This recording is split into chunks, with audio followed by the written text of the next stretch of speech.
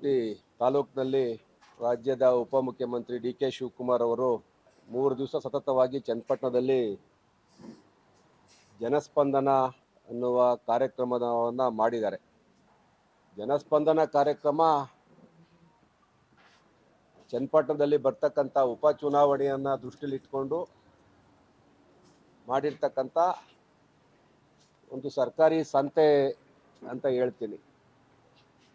ಯಾಕಂದರೆ ನಿರ್ದಿಷ್ಟವಾದಂಥ ಸರ್ಕಾರಿ ಯೋಜನೆಗಳಿಲ್ಲದೆ, ಗೊತ್ತು ಗುರಿ ಇಲ್ಲದೆ ಉಪಚುನಾವಣೆಗೆ ಮತದಾರರಿಗೆ ಆಸೆ ಆಮಿಷವನ್ನು ತೋರಿಸ್ತಾ ಇಡೀ ಸರ್ಕಾರಿ ಯಂತ್ರವನ್ನು ದುರುಪಯೋಗ ಪಡಿಸ್ಕೊಂಡು ಜಿಲ್ಲೆಯ ಎಲ್ಲ ಅಧಿಕಾರಿಗಳನ್ನು ಚನ್ನಪಟ್ಟಣಕ್ಕೆ ಕರ್ಕೊಂಡು ಬಂದು ಅಧಿಕಾರಿಗಳಲ್ಲಿ ಭಯದ ವಾತಾವರಣವನ್ನು ಸೃಷ್ಟಿ ಮಾಡಿ ಮತದಾರ ಮನೆಗಳಿಗೆ ಕರಪತ್ರವನ್ನು ಹಂಚಿ ಇದು ಒಂದು ರೀತಿಯ ಉಪಚುನಾವಣೆಯನ್ನು ಗೆಲ್ಲಬೇಕು ಅಂತೇಳಿ ಜನಗಳನ್ನು ಭಾಳ ಆಸೆಗಳನ್ನು ತೋರಿಸ್ತಕ್ಕಂಥ ಒಂದು ಕಾರ್ಯಕ್ರಮ ಜನಸ್ಪಂದನ ಕಾರ್ಯಕ್ರಮ. ಒಂದು ಕಳೆದ ಒಂದು ಕಾಲು ವರ್ಷದ ಅವಧಿಯಲ್ಲಿ ಸರ್ಕಾರ ಸಾರ್ವಜನಿಕರಿಗೆ ಏನಾದ್ರು ಪ್ರೋಗ್ರಾಮ್ಗಳನ್ನು ಹಾಕ್ಕೊಂಡಿದ್ರೆ ಆ ಕಾರ್ಯಕ್ರಮಗಳನ್ನು ಅನುಷ್ಠಾನ ಮಾಡೋದ್ರ ಬಗ್ಗೆ ಅವರು ಗಮನ ವಹಿಸಬೇಕಾಗಿತ್ತು. ಈ ಸರ್ಕಾರದಲ್ಲಿ ಒಂದು ವರ್ಷದಲ್ಲಿ ಒಂದು ದಿವಸನೂ ಅವರು ಚನ್ನಪಟ್ಟಣಕ್ಕೆ ಬರ್ದೇನೆ ಈಗ ಉಪಚುನಾವಣೆ ಉದ್ದೇಶ ಇಟ್ಕೊಂಡು ಭಾವನಾತ್ಮಕವಾಗಿ ಚನ್ನಪಟ್ಟಣ ಖಾಲಿ ಇದೆ, ಚನ್ನಪಟ್ಟಣದ ನಾನು ಮನೆ ಮಗ ಅಂತೇಳಿ ಒಂದು ಸುಳ್ಳಿನ ಕಂತೆಯನ್ನು ಜನಗಳ ಮುಂದೆ ಇಡ್ತಾ ಇದ್ದಾರೆ. ಒಂದು ಭಾಳ ವಿಶೇಷವಾಗಿ ಚನ್ನಪಟ್ಟಣಕ್ಕೆ ಅವ್ರ ಆಕರ್ಷಣೆ ಏನಪ್ಪ ಅಂತಂದರೆ ಮನೆಗಳನ್ನು ಕೊಡ್ತೀವಿ, ಜನಗಳಿಗೆ ನಿವೇಶನಗಳನ್ನು ಕೊಡ್ತೀವಿ ಚನ್ನಪಟ್ಟಣದಲ್ಲಿ ಅಂತೇಳಿ. ಚನ್ನಪಟ್ಟಣ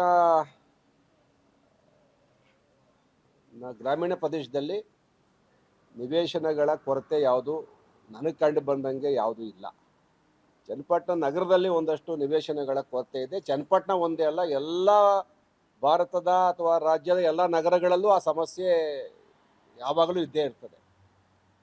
ಆದರೆ ವಿಶೇಷವಾಗಿ ಚನ್ನಪಟ್ಟಣದಲ್ಲಿ ಅದನ್ನು ಬಗೆಹರಿಸ್ತೀನಿ ಅಂತ ಹೇಳ್ತಾ ಇದ್ದಾರೆ. ಅದು 3 ತಿಂಗಳು ಉಪಚುನಾವಣೆ ಮೊದಲು ನಡೀತಕ್ಕಂಥ ಕೆಲಸ ಅಲ್ಲ. ಅದರದ್ದೇ ಆದಂಥ ಪ್ರಕ್ರಿಯೆ ನಡೀತದೆ. ಫಲಾನುಭವಿಗಳನ್ನು ಗುರುತು ಮಾಡಬೇಕು, ನಿರಾಶ್ರಿತರ ಪಟ್ಟಿ ಆಗಬೇಕು, ನಿರಾಶ್ರಿತರ ಆದಮೇಲೆ ಅವ್ರು ಯಾರ್ಯಾರು ಏನು ನಿಜವಾದಂಥ ಅದು ಸ್ಕೂಟ್ನಿ ಆಗಬೇಕು, ಆಮೇಲೆ ಜಮೀನು ತೆಗಿಬೇಕು. ಆಮೇಲೆ ಚನ್ನಪಟ್ಟಣ ಸುತ್ತಮುತ್ತ ಯಾವುದೂ ಸರ್ಕಾರಿ ಜಮೀನುಗಳಿಲ್ಲ, ಖಾಸಗಿ ಅವರಿಂದನೇ ಪಡಿಬೇಕು. ಚನ್ನಪಟ್ಟಣ ಬೆಂಗಳೂರಷ್ಟೇ ಕಾಸ್ಟ್ಲಿ ಜಮೀನು, ಪರವಾಗಿಲ್ಲ ಕಡಲಿ, ನಿರಾಶ್ರಿತರು ಯಾರು ಇರಬಾರ್ದು, ಕೊಡಬೇಕು ನಿಜ. ಆದರೆ ಈ ಚುನಾವಣೆಗೆ 2-3 ತಿಂಗಳಲ್ಲಿ ಅದು ಆಗ್ತಕ್ಕಂಥ ಕೆಲಸ ಅಲ್ಲ. ಅವ್ರ ಹಿಂದೆ ಏನು ಇದರಲ್ಲಿ ಮಾಗಡಿನಲ್ಲಿ, ರಾಮನಗರದಲ್ಲಿ ಕೂಪನ್ ಕೊಟ್ಟು ಚುನಾವಣೆ ಗೆದ್ದರು, ಆ ರೀತಿ ಇದನ್ನು ಕೂಡ ಜನಗಳಿಗೆ ಆಸೆ ತೋರಿಸಿ ಅವ್ರನ್ನ ಆಮಿಷಕ್ಕೆ ಒಳಪಡಿಸಿ ಅವ್ರ ಹತ್ರ ಮಾಹಿತಿ ಸಂಗ್ರಹಣೆ ಮಾಡಿಕೊಂಡು ಅವ್ರ ಫೋನ್ ನಂಬರ್ ಕಲೆಕ್ಟ್ ಮಾಡಿಕೊಂಡು ಮುಂದೆ ಅವ್ರಿಗೆ ಪ್ರಭಾವ ಬೀರಬೇಕು ಅನ್ನೋ ಒಂದು ಉದ್ದೇಶದಿಂದ ಅವರು ಇತರ ಸರ್ಕಾರಿ ಯಂತ್ರವನ್ನು ದುರುಪಯೋಗ ಪಡಿಸ್ಕೊಂಡು ಚುನಾವಣಾ ದೃಷ್ಟಿಯಿಂದ ಜನಸ್ಪಂದನ ಅಂತ ಮಾಡ್ಕೊಂಡು ಬರ್ತಾ ಇದ್ದಾರೆ. ಯಾವುದೇ ಪ್ರೋಟೋಕಾಲ್ ಇಲ್ಲ, ಸರ್ಕಾರಿ ಸಂಬಂಧಪಟ್ಟಂಥ ಇಲಾಖೆ ಅಧಿಕಾರಿಗಳಿಲ್ಲ, ಸಂಬಂಧಪಟ್ಟಂಥ ಇಲಾಖೆಯ ಮಂತ್ರಿಗಳಿಲ್ಲ, ಸಂಬಂಧಪಟ್ಟವರಿಲ್ಲ, ಎಲ್ಲ ಇಬ್ಬರ ಒನ್ ಮ್ಯಾನ್ ಶೋ ಥರ ಇಲ್ಲಿ. ಯಾವುದೇ ಸರ್ಕಾರಿ ನಿಯಮಾವಳಿಗಳನ್ನು ಗಾಳಿಗೆ ತೂರಿ ಈಗ ಯಾವುದಾದ್ರು ಸರ್ಕಾರಿ ಕಾರ್ಯಕ್ರಮ ಆದರೆ ಪ್ರೋಟೋಕಾಲ್ ಪ್ರಕಾರ ನಮ್ಮ ಎಂ ಪಿ ಅವ್ರು ಇರಬೇಕಾಗಿತ್ತು, ನಾವಿರಬೇಕಾಗಿತ್ತು, ಜನಪ್ರತಿನಿಧಿಗಳು ಇರಬೇಕಾಗಿತ್ತು, ಚುನಾಯಿತ ಜನಪ್ರತಿನಿಧಿಗಳು ಯಾರೇ ಆಗಲಿ ಅವರೆಲ್ಲ ಇರಬೇಕಾಗಿತ್ತು, ನಗರಸಭೆಗೆ ಬಂದು ನಗರಸಭಾ ಸದಸ್ಯರು ಇರಬೇಕಾಗಿತ್ತು. ಅದು ಯಾವುದೂ ಇಲ್ಲ.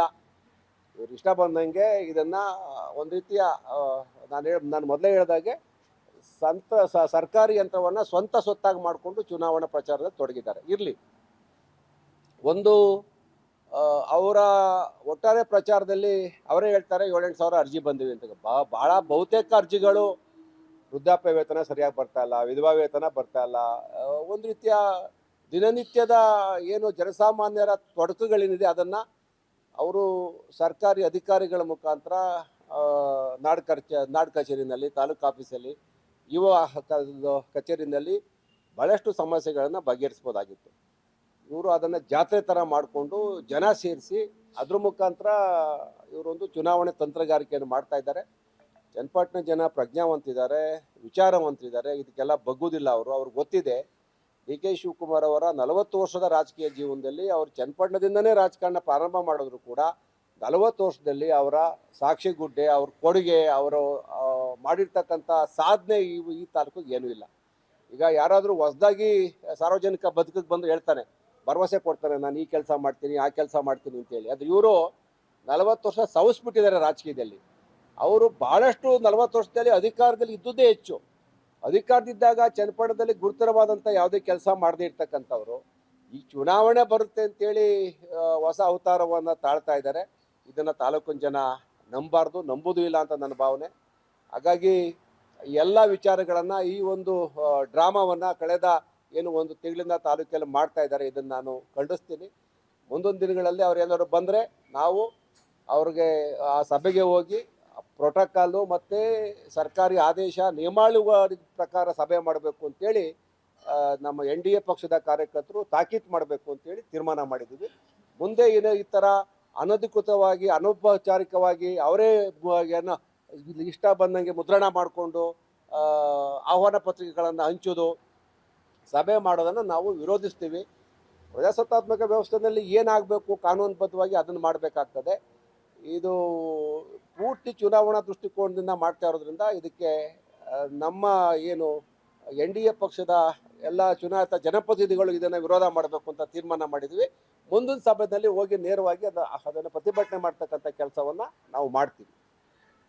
ನಾವೀಗ ಕಳೆದ 8 ದಿವಸದಿಂದ ಗಮನಿಸ್ತಾ ಇದ್ದೀವಿ, ಯಾವುದೇ ರೀತಿಯ ನಿಯಮಾವಳಿಗಳನ್ನು ಗಾಳಿಗೆ ತೂರಿ ಅವರು ಬರೀ ಏನೋ ಹೊಸ ಒಂದು ಸ್ಟೋರಿಯನ್ನು ಹೇಳ್ಕೊಂಡು ಜನಗಳ ಮುಂದೆ ಬರ್ತಾ ಇದ್ದಾರೆ. ಇವತ್ತು ನೀವು ಗಮನಿಸ್ತಾ ಇದ್ದೀರಿ, ಅವರ ಸರ್ಕಾರನೇ ಕುಸಿತಾ ಇದೆ.